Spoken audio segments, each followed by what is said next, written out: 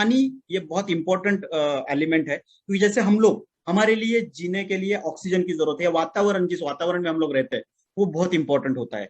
उस वातावरण में अगर कुछ प्रॉब्लम है तो हम ज्यादा अच्छी तरीके से सरवाइव नहीं कर पाएंगे। जहां जैसे कि अगर ऑक्सीजन, कार्बन डाइऑक्साइड का लेवल बढ़ गया, ऑक्सीजन कम हो गया, तो अभी आप देख ही रहे कोरोना में ऑक्सीजन की कैसी कितनी किल्लत चल रही है। तो हमारे आजू बाजू का इन्वायरमेंट जब बहुत जरूरी होता है हमें अच्छी ग्रोथ के लिए। वैसे ही फिश का जो ग्रोथ है वो पूरी तरीके से पानी में होने वाला है, इसलिए वो पानी बहुत इंपॉर्टेंट है। और नॉर्मली होता क्या है, जो पॉन्ड होता है उसमें पानी जो है वो ठहरा हुआ होता है। और आपको ही पता है पानी अगर बहता नहीं होगा, ठहरा रहेगा उसमें, तो उसमें अलग अलग बैक्टीरिया ग्रो होने स्टार्ट होते हैं, फंगल ग्रो होने स्टार्ट होते हैं, उसमें कीचड़ आ जाता है। या नॉर्मली फिश पॉन्ड की जो सिस्टम है उसमें क्या होता है, एक रिजर्वोयर से पानी जो है वो बहता हुआ पॉन्ड में आता है और उसको वहां पे रुकाया जाता है। तो जो बहुत अलग अलग जगह से जो पानी आया है वो अपने साथ बहुत ज्यादा गंदगी भी लेके आता है। तो इन सब की वजह से पानी का जो क्वालिटी है वो बहुत कम हो जाता है। उसी के साथ साथ जिस जमीन में जमीन के ऊपर ये पॉन्ड है, उस जमीन का कुछ गुणधर्म जो है वो भी पॉन्ड में आ जाता है। जैसे कि जमीन अगर पीएच उसका प्रॉपर नहीं है तो वो पानी का पीएच भी बिगाड़ सकती है, पानी का खुद का पीएच भी खराब हो सकता है। तो इन सब की वजह से अलग अलग प्रॉब्लम्स जो है वो पानी में आ जाते हैं, और उसकी वजह से एक अच्छा इन्वायरमेंट फिश को नहीं मिलता, एंड देन फिश का जो मोर्टेलिटी रेट है वो बढ़ जाता है। और एक फिश मरना मतलब, मैंने जैसे बोला, 1 केजी। और नॉर्मली अगर हम लोग देखते हैं तो from 50 rupees to 100 rupees per KG fish market में सेल होते हैं। तो एक फिश मरना मतलब 100 रुपए का नुकसान फार्मर का स्ट्रेट फॉरवर्ड है। अगर हम एक एक फिश भी बचाते हैं फार्मर का, तो भी हम एक बहुत अच्छा फायदा जो है फार्मर को करके देने वाले फिश फार्मर। सो ये एक्वा क्लियर जो है वो स्पेसिफिक एक पर्पज से बनाया गया है, दैट इज पानी को क्लियर रखना, पानी को साफ सुथरा रखना, ऐसा रखना कि जिसमें एक फिश जो है वो प्रॉपर तरीके से रह जाए। अभी ये पानी में होता क्या है, तो बेसिकली पानी में अलग अलग तरीके के केमिकल्स मिक्स होने की वजह से पानी का जो फिजिको केमिकल प्रॉपर्टीज जो होती है वो डिस्टर्ब हो जाती है। तो ये पानी की फिजिकल केमिकल प्रॉपर्टीज को सुधारने के लिए एक्वा क्लियर जो है वो यहाँ पे काम करने वाला है। दूसरा इंपॉर्टेंट काम जो यहाँ पे एक्वा क्लियर की वजह से होने वाला है, दैट इज पानी में जो डिजोल्व ऑक्सीजन की लेवल है। अभी आपको ही पता है, जैसे हमें जीने के लिए ऑक्सीजन की जरूरत है, वैसे उस फिश को जीने के लिए भी ऑक्सीजन की जरूरत है। अभी उसको जो ऑक्सीजन है वो पानी में पानी से ही वो लेता है। अगर पानी में ऑक्सीजन की मात्रा कम हो जाती है तो वो फिश जो है वो पानी के सतह पर आ जाता है हवा से ऑक्सीजन लेने के लिए।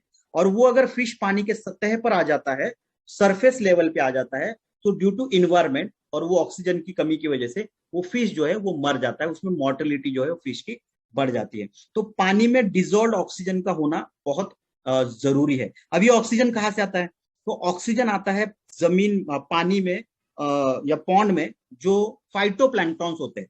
फाइटोप्लैंक्टॉन्स मतलब कुछ ऐसे अलगीज, कुछ ऐसे प्लांट जो पॉन्ड के निचले स्तर में तैयार होते हैं। जो प्लांट्स जो है जिसको हम मराठी में शेवाळ बोलते हैं, आई डोंट नो अभी यहाँ पे गुजराती में उसको क्या बोलते हैं, अलगीज, अलग अलग तरीके के उस अलगल ग्रोथ जहाँ पे होते हैं, या कुछ छोटे छोटे पौधे पानी के नीचे जो ग्रो होते हैं, इन पौधों का काम होता है वो कार्बन डाइऑक्साइड को कंज्यूम करते हैं और ऑक्सीजन को छोड़ते हैं। ठीक है, अब ये पौधे अगर नॉर्मल इन्वायरमेंट उनको नहीं मिले, क्लियर इन्वायरमेंट नहीं, क्योंकि पानी अगर मड़ी है मतलब उसमें गंदा पानी है, तो जो सनलाइट है, सोलर लाइट है, वो नीचे तक नहीं जाएगा। अगर सोलर लाइट नीचे तक नहीं जाएगा तो ये प्लांट ग्रो नहीं होंगे। अगर ये प्लांट ग्रो नहीं होंगे तो डिजॉल्व ऑक्सीजन की मात्रा कम हो जाएगी। इसी के साथ साथ अगर पॉन्ड में फिश पॉपुलेशन ज्यादा है और पॉन्ड का पानी खराब है, तो भी डिजॉल्व ऑक्सीजन लेवल जो है वो कम होने वाला है। उसी के साथ साथ पानी में अगर कार्बन डाइऑक्साइड की लेवल बढ़ जाती है, या फिर पानी में नॉर्मली जो होता क्या है, ये फिश जो है वो उनकी जो श्वसन क्रिया करते हैं, मतलब जैसे हम सांस ले रहे हैं सांस छोड़ रहे हैं, वैसे फिश भी सांस ले रहे हैं सांस छोड़ते हैं। ये सांस लेने और छोड़ते टाइम ये पानी में ऑक्सीजन लेते हैं और ये पानी में कार्बन डाइऑक्साइड छोड़ते हैं। अब ये जो उन्होंने छोड़ा हुआ कार्बन डाइऑक्साइड है, यही कार्बन डाइऑक्साइड वो फाइटोप्लैंक्टॉन्स लेते हैं, और वो फाइटोप्लैंक्टॉन्स उसका ऑक्सीजन दोबारा पानी को देते हैं, जो कि फिश दोबारा लेता है। ये साइकिल चालू रहता है, और ये साइकिल अगर पानी क्लियर ना हो तो इससे डिस्टर्ब हो जाता है। सो ये हमारे एक्वा क्लियर में कुछ कंटेंट ऐसे है जो इमीडिएट पानी में डिजॉल्व ऑक्सीजन की मात्रा को बढ़ाने में मदद करते हैं। सो इसका एक छोटा सा डेमो वीडियो भी है, वो भी मैं आपको पराग सर को भेज दूंगा, वो आपको आगे भेज देंगे कि कैसे ये एक्वा क्लियर पानी में डालने के बाद ये इमिडिएटली ऑक्सीजन की लेवल को बढ़ाने में मदद करता है। सो ये ऑक्सीजन की लेवल बढ़ेगी तो नॉर्मल मात्रा में ऑक्सीजन रहेगा, उसकी वजह से पानी में फिश का जो ऑक्सीजन की वजह से मरना था वो कम हो जाएगा। इसी के साथ साथ ये पानी का जो पीएच है उसको मेंटेन करने का काम ये एक्वा क्लियर जो है वो यहाँ पे करने वाला है। जो एक नॉर्मल रेंज पानी के पीएच की होनी चाहिए, पानी अगर बहुत ज्यादा सलाइन है या बहुत ज्यादा अल्कलाइन है, ऐसे केस में अगर आप उसमें एक्वा क्लियर डालते हो तो आप देखोगे कि एक ड्रास्टिकली पानी के पीएच को मेंटेन करके एक फिश की ग्रोथ के लिए जो पीएच चाहिए उस लेवल पे लेके आएगा। क्योंकि अगर पीएच ज्यादा है या पीएच कम है तो ऐसे इन्वायरमेंट में फिश का ग्रोथ नहीं हो पाएगा। इसी के साथ साथ ये जो हार्मफुल पैथोजेंस पानी में जाते हैं, पैथोजेंस मतलब कुछ फंगस, कुछ बैक्टीरिया जो पानी में जाने के बाद फिश को अटैक करते हैं, ऐसे हार्मफुल पैथोजेंस के ऊपर भी ये काम करते हैं, इनको मारने में ये मदद करते हैं, जिससे कि डिसीजेस जो है फिश में आने वाले वो वहां पे कम हो जाते हैं। इसी के साथ साथ ये पानी का जो टोटल नाइट्रोजन लेवल है उसको भी मेंटेन करता है। होता क्या है, ये जो फिश है ये अपनी तरह इनकी भी एक चयापचय क्रिया है, इसमें वो एक्सक्रीट भी डालते हैं।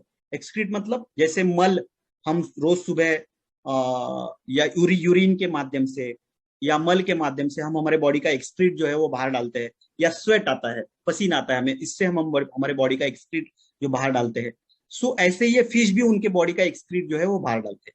ये जो एक्सक्रीट बाहर जाता है ये नाइट्रोजन मतलब ये नाइट्रोजन होता है इसमें, जैसे हमारा होता है। सो इसकी वजह से ये नाइट्रोजन क्या है, ये जब पानी में जाने के बाद इसका अमोनिया फॉर्म होता है। और आपको पता होगा, आपने कभी देखा होगा कि कोई अगर सार्वजनिक शौचालय होता है और उसमें अगर हम घुसते हैं तो एक बहुत ही गंदा सा स्मेल आता है। अब ये जो स्मेल आता है ना, जो नाक में घुसने के बाद एकदम ऐसा लगता है कि यार नाक के बाल जल जाएंगे। ये स्मेल क्यों आता है? क्योंकि वहां पे जो यूरिन हम लोग करते हैं उस यूरिन से अमोनिया फॉर्म होता है और ये अमोनिया का स्मेल होता है। अगर आप लेबोरेटरी में कभी अमोनिया का स्मेल लोगे तो एकदम से नाक में जलन हो जाएगी।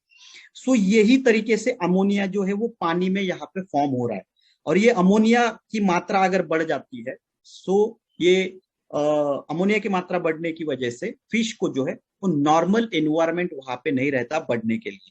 सो ये बहुत घातक है। अब ये क्या करेगा, ये टोटल जो अमोनिया नाइट्रोजन है, टीएन जिसको बोलते हैं, या नाइट्रेट है या नाइट्रेट है या फॉस्फेट है, इसको रिड्यूस करने का काम करेगा। इससे क्या होगा, ये क्या करेगा एक्वा क्लियर, ये जो अमोनिया है उसको डिवाइड करेगा।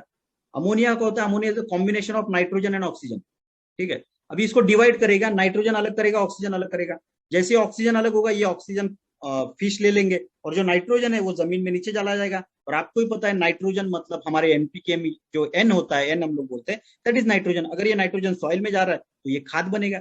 जो अमोनिया बन के फिश के इन्वायरमेंट को किल कर रहे थे, वही नाइट्रोजन जमीन में जाके खाद बन रहा है, वही ऑक्सीजन फिश को रेस्पिरेटरी प्रोसेस के लिए यहाँ पे आ रहा है। तो ओवरऑल अगर आप हमारे साइंटिस्ट की सोच यहाँ पे देखोगे तो ये मल्टीपल तरीके से काम करता है। ये पानी के पीएच को बैलेंस करेगा, ये पानी के ऑक्सीजन लेवल को बढ़ाएगा, पानी के नाइट्रेट टोटल अमोनिया नाइट्रोजन जो है उसको कम करेगा, इसको ब्रेक करके ऑक्सीजन और नाइट्रोजन में डिवाइड कर लेगा, पानी की जो पैथोजेंस है, हार्मफुल बैक्टीरिया है, इनको कम करेगा। अगर ये पैथोजेंस कम हो गए, मतलब बैक्टीरिया फंगस ये अगर कम हो गए तो कोई डिसीज नहीं होगा, डिसीज नहीं होगा तो एंटीबायोटिक यूज नहीं करना पड़ेगा, और एंटीबायोटिक यूज करने की जरूरत नहीं पड़ेगी। इसकी वजह से मोर्टेलिटी रेट कम होगा, और मोर्टेलिटी रेट कम होगा तो फिश का प्रोडक्शन भी यहाँ पे बढ़ने वाला है। सो ओवरऑल एक्वा क्लियर ये पानी में पानी को क्लियर करने का या सुधारने का काम करता है। इसमें क्या क्या है, तो दैट इज इसमें यूका एक्सट्रैक्ट है 20%, जियोलाइट है 30%, बाइकार्बोनेट है 30%, एंड कुछ ब्लाइंडर से 20%। आप गूगल में जाके अगर एक एक कंटेंट का भी रिसर्च करते हो, यूका एक्सट्रैक्ट, जियोलाइट, बाइकार्बोनेट, तो आपको पता चलेगा कि ये मैंने जो भी यहाँ पे चीजें बोली, ये एक एक काम जो कॉम्बिनेशन में काम यहाँ पे इनके वजह से किया जाता है। इसका डोज क्या है, तो इसका डोज है 1 kg पर एकड़। एक्वाकल्चर पॉन्ड में हम इसको यूज करने वाले हैं।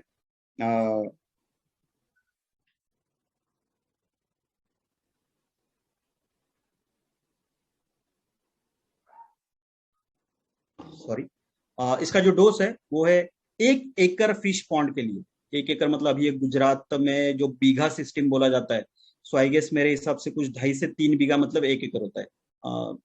एम आई राइट पराग सर, और कोई भी बोल सकता है। यस सर, यस, 2.5 हाँ, बीघा, यस 2.5 बीघा करेक्ट। मतलब 1 एकड़ हो जाता है। ठीक है।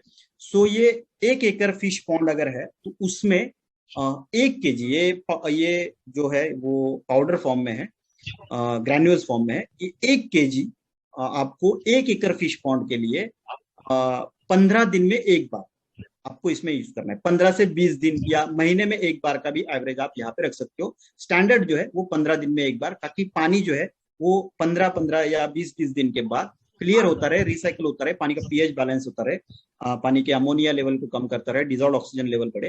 तो ये सारे फंक्शन जो है वो रेगुलर लेवल पे, इंटरवल पे करते रहने के लिए, और पानी को क्लियर रखने के लिए आप इसको एक रेगुलर अंतराल में इसको यूज कर सकते हैं।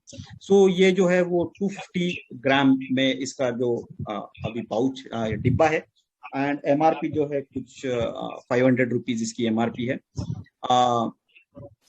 एक्वा कल्चर और एक्वा क्लियर, ये जो 2 प्रोडक्ट है जो कि पाउडर फॉर्म में है या ग्रेन्यूल्स फॉर्म में है, ये सभी प्रोडक्ट आज 250 ग्राम के पैकेज में अवेलेबल है। लेकिन जल्दी ही ये एक बड़े पैकेजिंग में, क्योंकि फिश फार्मर